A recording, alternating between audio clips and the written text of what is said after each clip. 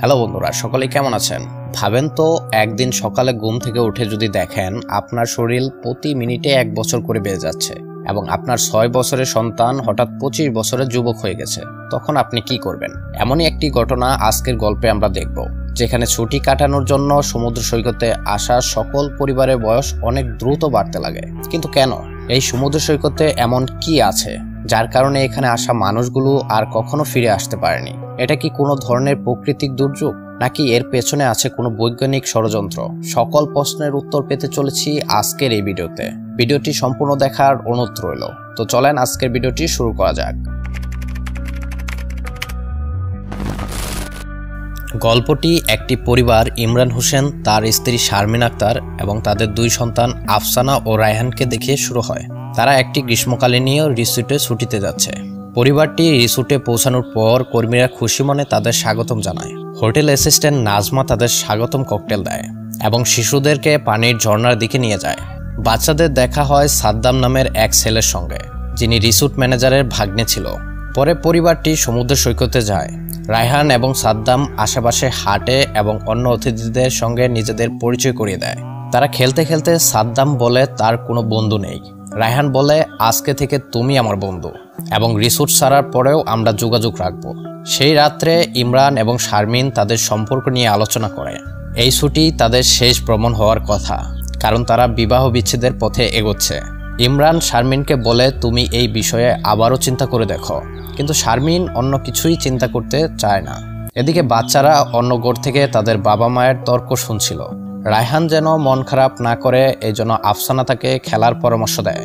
রায়হান সাদ্দামের পাঠানো একটি চিঠি খুলে পড়ে, যেখানে লেখা ছিল, আমি তোমাকে বরফের আইসক্রিম খাওয়ার প্রতিযোগিতার জন্য চ্যালেঞ্জ করছি। ভোরবেলা এক নারী নির্জন সমুদ্র সৈকতে পোশাক খুলে তার সঙ্গীকে আকর্ষণ করার চেষ্টা করে এবং পানির মধ্যে চলে যায়। সকালে রিসোর্ট ম্যানেজার ইমরান হোসেনের পরিবারকে একটি পার্সোনাল সমুদ্র সৈকতে যাওয়ার পরামর্শ দেয়। তাদের সঙ্গে কথা বলার পর তিনি সাদ্দামকে সেখান থেকে টেনে নিয়ে যায়। অন্য এক অতিথি সানজিদা হঠাৎ খিঁচুনিতে আক্রান্ত হয়। তার স্বামী নাসির এবং এক সার্জন, যার নাম কামরুল ইসলাম, তাকে সাহায্য করে। অবশেষে সানজিদা সুস্থ হয় এবং নাজমা তাকে শান্ত হওয়ার জন্য একটা পানীয় দেয়। পরে ইমরান হোসেনের পরিবার সেই ভ্যানের অপেক্ষা করে, যা তাদের নির্জন এলাকায় নিয়ে যাবে। রায়হান লক্ষ্য করে যে সাদ্দাম তার ব্যাগে আরও একটি নোট রেখে গেছে। তাদের সঙ্গে যোগ দেয় কামরাল ইসলাম, তার মা জাহানারা, সাথে তার স্ত্রী হাবিবা এবং তাদের মেয়ে তাসনিম।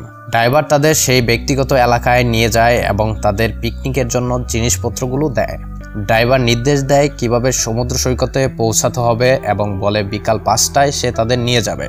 তারা প্রকৃতি সংরক্ষণের মধ্য দিয়ে হাঁটতে হাঁটতে এক ক্যানিয়নের ভেতর দিয়ে হেঁটে শেষ পর্যন্ত সেই সমুদ্র সৈকতে পৌঁছে যায়। সমুদ্র সৈকতে ছাতা খোলার সময় কামরুল অন্য একজন পুরুষকে দেখে, তাই সে সেখান থেকে সরে গিয়ে বসে। যখন হাবিবা তার সাঁতারের পোশাক পরিবর্তন করে, কামরুল সেই ব্যক্তির দিকে তাকায়। সে মনে করছিল ওই লোকটা তার স্ত্রীর দিকে তাকাচ্ছে। বাচ্চারা সমুদ্র সৈকতে খেলায় মেতে এবং শারমিন সমুদ্র তীরে বসে বই পড়ে। আফসানা সেই অন্য অতিথিকে লক্ষ্য করে এবং চিনতে পারে সে একজন র্যাপার। তার নাম ছিল মাসুদ। আফসানা খুব উত্তেজিত হয়ে পড়ে, কিন্তু ইমরান তাকে বলে তাকে বিরক্ত না করতে, কারণ তিনিও ছুটিতে এসেছে। পরে তাসনিম ইমরান হোসেনের পরিবারের বাচ্চাদের সঙ্গে বন্ধুত্ব গড়ে তোলে। দুপুরে বাচ্চারা সমুদ্র সৈকতে ঘুরে বেড়ায় এবং বালির মধ্যে ফেলে যাওয়া কিছু জিনিস খুঁজে পায়। লুকোচুরি খেলতে গিয়ে রায়হান একটি পাথরের পিছনে লুকায়। হঠাৎ একটি মহিলার মৃতদেহ পানিতে ভেসে আসে তার দিকে। কামরুল ও ইমরান সেই মহিলাকে টেনে তোলে, আর শারমিন বাচ্চাদের দূরে সরিয়ে নিয়ে যায়। মাসুদ তাদের দিকে এগিয়ে আসে। তার নাক থেকে রক্ত ঝরছিল এবং সে বলে মৃত মহিলাটা তার সঙ্গী। জাহানারা বলে সে এই পরিস্থিতির কারণে অসুস্থ বোধ করছে। রায়হান অভিযোগ করে তার সাঁতারের প্যান্ট টাইট লাগছে, তাই শারমিন তাকে ঢিলে করে দিতে বলে, যদিও সে তার ছেলের দিকে তাকিয়ে অবাক হয়ে যায়।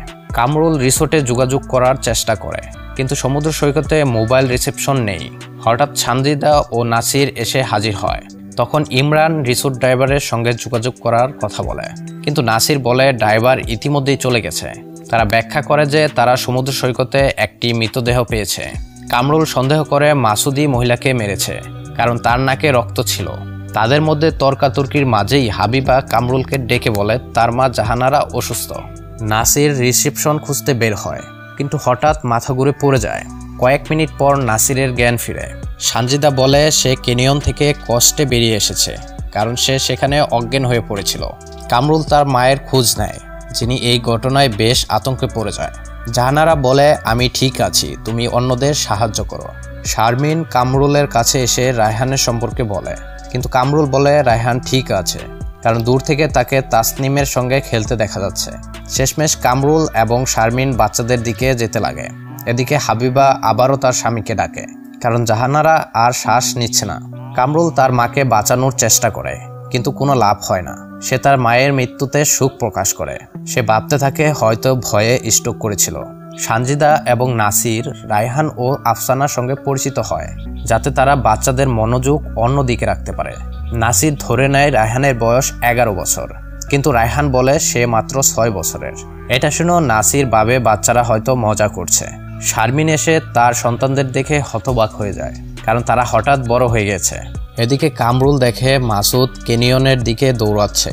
সে তার পিছনে ছুটে যায়, কিন্তু ক্যানিয়নের ভেতরে প্রবেশ করার সাথে সাথেই দুজনেই দিশেহারা হয়ে পড়ে। কিছুক্ষণ পর তারা আবার উপকূলে ফিরে আসে। শারমিন বলে এখনই বাচ্চাদের হাসপাতালে নিতে হবে, তাই সবাই সমুদ্র সৈকত থেকে বের হওয়ার আরেকটি পথ খুঁজে বের করার পরিকল্পনা করে। প্রাপ্তবয়স্করা আবার ক্যানিয়নের ভেতর দিয়ে বের হওয়ার চেষ্টা করে, কিন্তু সবাই অজ্ঞান হয়ে পড়ে। শারমিন আতঙ্কিত হয়ে পড়ে। সে ভাবে বাচ্চাদের কিছু একটা হচ্ছে। সে কামরুলকে বলে বাচ্চাদের পরীক্ষা করতে, কিন্তু তখন তারা দেখে কামরুল মাসুদের গাল ছুরি দিয়ে কেটে ফেলছে। কামরুল বলে, আমি ভেবেছিলাম এই ব্যক্তি আমাকে আঘাত করবে। নাসির মাসুদের ক্ষত পরীক্ষা করে দেখে যে তা ইতিমধ্যেই ঠিক হয়ে গেছে। ভয়ে মাসুদ জানায় সে ছুটিতে এসেছে কারণ সে অসুস্থ। সে রিসোর্টে এক মহিলার সঙ্গে দেখা করে, যিনি তার মতোই অসুস্থ ছিলেন। সেই মহিলা সকালে সাঁতার কাটতে গিয়েছিল, কিন্তু আর ফিরে আসেনি। পরে কামরুল নিশ্চিত করে যে সব বাচ্চারাই হঠাৎ বড় হয়ে গেছে। যখন প্রাপ্তবয়স্করা সমুদ্র সৈকত থেকে বের হওয়ার আরেকটি উপায় খুঁজে পেতে ব্যস্ত, তখন মাসুদ আফসানাকে জানায় সে কিছুদিন আগে এক বিরল রক্তের রোগে আক্রান্ত হয়েছে। সানজিদা, যিনি একজন মনোবিজ্ঞানী ছিলেন, সবার সাথে আলোচনা করে বোঝার চেষ্টা করে কেন তারা এখানে এসেছে। এই সময় ইমরান প্রকাশ করে সে শারমিনের পেটে একটি টিউমার রয়েছে। নাসির ছিল একজন নার্স। তিনি শারমিনের টিউমার পরীক্ষা করেন এবং শারমিন হঠাৎ অজ্ঞান হয়ে যায়। কামরুল তার পেটের টিউমার অনুভব করে এবং বুঝতে পারে এটি বেড়ে গেছে। কামরুল বলে এখনই টিউমারটি কেটে ফেলতে হবে, কিন্তু ইমরান চিন্তায় পড়ে যায়। যখন সে বুঝতে পারে এটির কারণে শারমিন মারা যেতে পারে, তখন সে রাজি হয়। কিন্তু কাটার আগে কামরুল হঠাৎ সিনেমা নিয়ে কথা বলতে শুরু করে। হাবিবা তাকে মনোযোগ দিতে বলায়। তারপর সে শারমিনের পেট কাটে, কিন্তু কাটা অংশ মুহূর্তেই ঠিক হয়ে যায়। নাসির আবার চেষ্টা করতে বলে এবং তারা চামড়াটিকে ধরে রাখে যাতে সেটা বদ্ধ না হয়ে যায়। অবশেষে তারা টিউমারটি বের করে ফেলতে সক্ষম হয় এবং শারমিনের শরীর তৎক্ষণিক সুস্থ হয়ে যায়। কিছুক্ষণ পর শারমিন জেগে ওঠে, যা দেখে সবাই আনন্দিত হয়। এদিকে মাসুদ সেই মহিলার দেহ পরীক্ষা করতে যায়, কিন্তু সে দেখে লাশটি পচে গেছে। মনে হচ্ছে 7 বছর আগে মহিলাটি মারা গেছে। এটা দেখে সে আরও অবাক হয়ে যায়। এখন তারা সিদ্ধান্তে পৌঁছায় যে এই সমুদ্র সৈকতের সময়ের গতি অন্যরকম। শারমিন হিসাব করে দেখে সমুদ্র সৈকতে আধা ঘন্টার সময় আর বাস্তবে 1 বছরের সমান।